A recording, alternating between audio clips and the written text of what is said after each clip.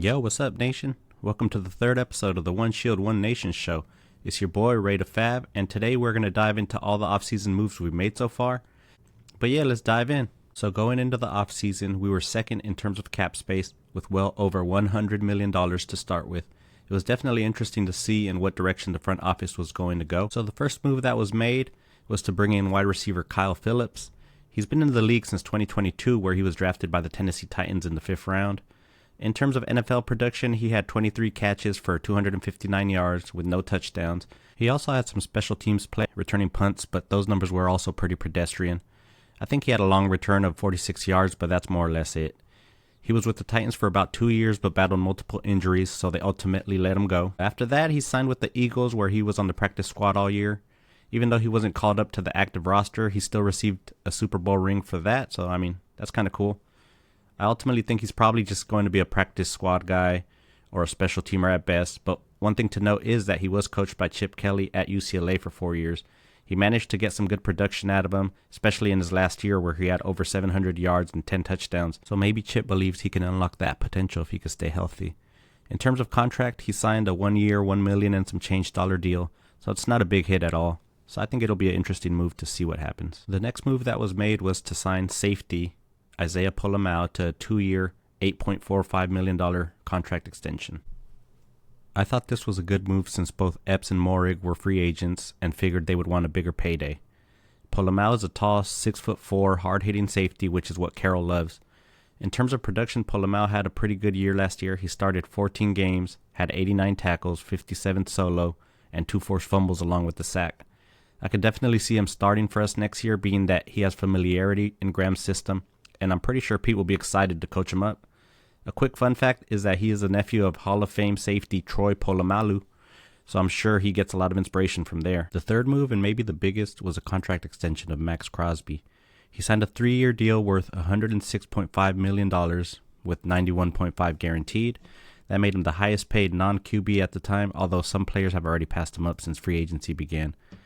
Man, what can I really say? I'm happy that the move was done, but I kind of hated that it felt like he fed into all the rumors of him moving on. I get that it's a business and he needed to do what he had to do since he was out of guaranteed money, but I just wish it was played out behind closed doors and not so much through social media. I don't know, I guess I'm old school, but ultimately glad to see that he will be here for the foreseeable future. In terms of stats, he's pretty much top 5 in most defensive lineman categories since he entered the league in 2019. He's first in tackles for loss, 4th in tackles, 4th in sacks, 4th in QB hits, 5th in quarterback pressures, etc., etc. He's a tall, strong defensive end that plays with a non-stop motor. He's been very durable throughout all of his career until the last season where he only played 12 games. But I don't really see injuries being a constant. Another thing I personally like about Max is that he is 5 years sober. I think that's a great example for the youth in general, as well as for his young teammates. He is the epitome of what you would want in an NFL player to be on and off the field. Next, we signed guard Alex Kappa to a 2-year, $11 million contract. Personally, I wasn't huge on this pickup, being that Kappa was considered one of the worst offensive linemen last year statistically. I feel like he should have been on more of a prove-it deal, but then again, only half of his money is guaranteed, so that's not too bad. He is definitely more of a Spy Tech Brady pickup, being that he was in Tampa Bay when they all won a Super Bowl together. One thing I do like about him is his durability. He has played in 102 games with 96 starts, so he definitely has tons of experience.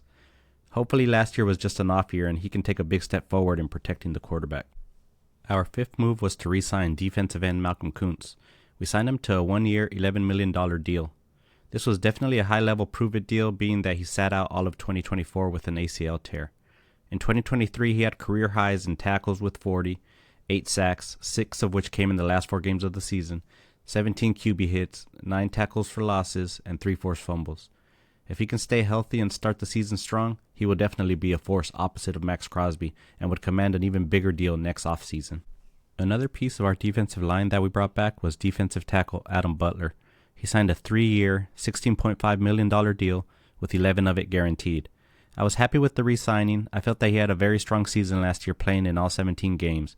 He had 65 tackles with 36 solo, 8 tackles for loss, 5 sacks, 2 pass deflections, and 1 forced fumble.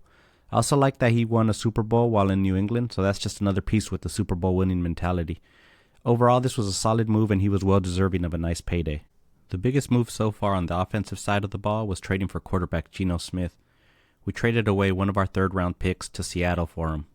I personally like this move because it allows us to be flexible in the draft. We don't have to go out and get a QB in the early rounds, although that is definitely still an option. It also gives us a veteran quarterback with a big arm who is still relatively young health-wise. He was 4th in yards thrown last year with 4,320, but was 3rd in most interceptions thrown with 15. I feel that this had more to do with their horrible offensive line play and lack of run game, so that number should drastically change. Shit, even we had a better O-line statistically last year than the Seahawks. Also, absolute worst case scenario is that if he does play really bad, then this is the last year of his current contract, so we wouldn't even have to re-sign him. Although I believe they will extend him here real soon, probably right before the draft or definitely right after. If we can have him be a serviceable quarterback for the next 2 to 3 years while maybe we develop one behind him, that would be ideal. One thing to note is that he statistically had some of his best numbers under Pete Carroll, like throwing for 30 touchdowns in 2022. There's also been some footage and pictures out on social media of him practicing with the likes of free agents Stephon Diggs, Elijah Moore. There was also some pictures of him and QB draft prospect Shedeur Sanders together. I wonder if he's out there actively recruiting talent to come join him in Vegas. One more offensive move we made was bringing in free agent running back Raheem Mostert. We signed him to a 1-year, $2.1 million deal. In terms of the stats last year, he had 85 carries for 278 yards, as well as 2 TDs. In the past game, he had 19 receptions for 161 yards. In 2023, he had his best statistical year with 15 starts, had 1,012 yards on the ground, along with 18 touchdowns. He also had 175 yards with 3 touchdowns through the air. He is definitely on the older side, especially by running back standards, but I definitely don't see him being our starter or every down type back. He will probably be our third down back, honestly. I can just about guarantee we're going to be grabbing a rookie stud coming through the draft, especially being that this class is extremely deep at that position. I think he will be a good depth piece with a lot of experience that can teach the youngsters how it's done at a high level. And if we can get anything close to his 2023 production, then we will be in good shape either way.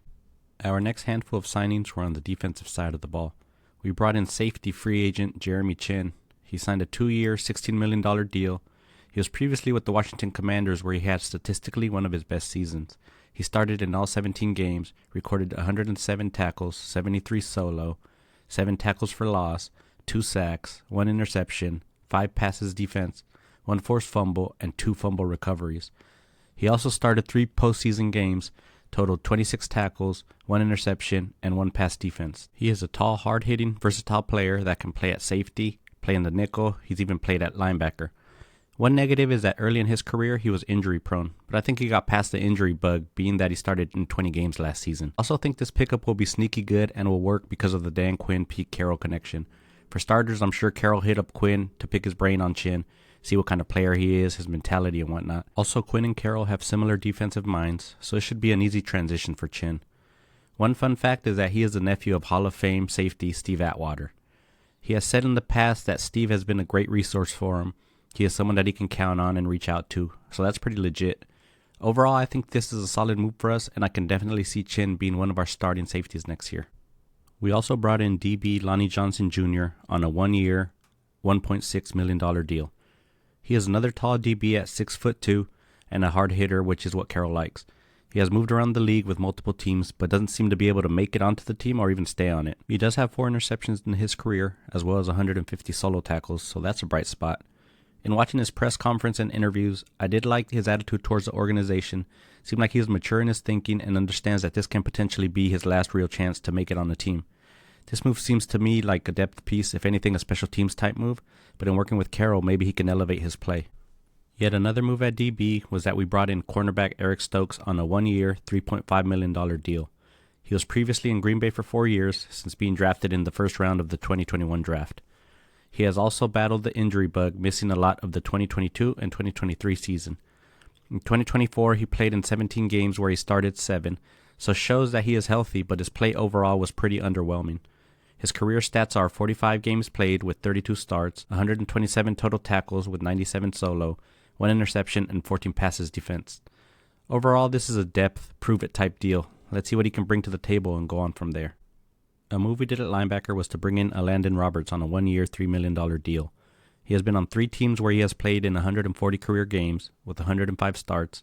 He has registered 596 tackles, 349 solo, 14.5 sacks, 52 tackles for loss, 1 interception returned for a touchdown, 12 passes defensed, 5 forced fumbles, and 2 fumble recoveries. I can definitely see him being used heavily on early run plays, but when it comes to pass coverage, he tends to struggle, so that's something to keep an eye on. Ultimately, he is a hard-hitting, well-respected player with 2 Super Bowl wins. He is a veteran presence in the locker room, a mentor type for the youngsters. If he can get partnered up with the sideline-to-sideline type linebacker, then we should be fine. Back in the DB room, cornerback Darnay Holmes was brought back on a 1-year deal. He played in 16 games for us, mostly at special teams, but towards the end of the year, he was playing a lot more at cornerback. He recorded 30 tackles, 14 solo, 1 sack, 2 tackles for loss, and 3 passes defensed. I think he will be a rotational piece at best, but we do need some help at the slot corner since Hobbs left, so that could potentially be his calling. One thing to note is that Chip Kelly was his head coach for 2 years at UCLA, so there is some familiarity there, albeit different sides of the ball. Our latest move on the defensive side was to re-sign defensive tackle Zach Carter. The Raiders picked him up last year after he was let go by the Bengals just after 4 games.